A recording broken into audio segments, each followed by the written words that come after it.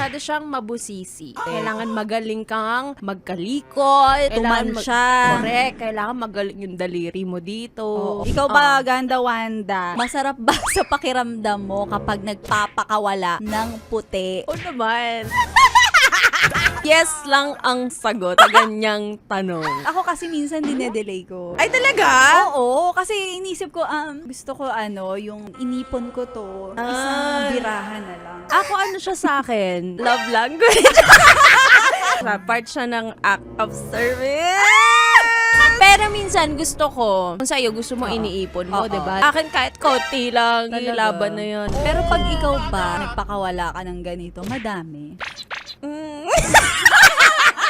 Eh, di mo minsan may iwasan. Minsan nga, di ko alam, marami pala ako. Magugulat na lang din talaga tayo. Ay, Ganda Wanda, ang dami nito Ang dami, nitong puti mo.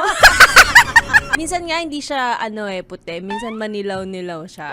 Depende. Depende sa kinain.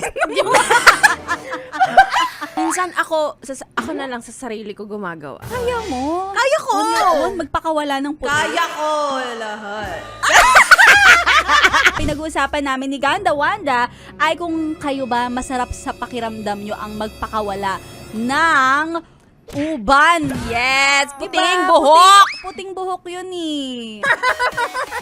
Napayes ka ba sa napanood mo, yes friend? Alam mo na ang gagawin mo, ha? Hit like and subscribe. And click the notification bell para ma-update ka namin. Kung gusto mo, mag-comment ka pa. Hindi ka namin iisnabin.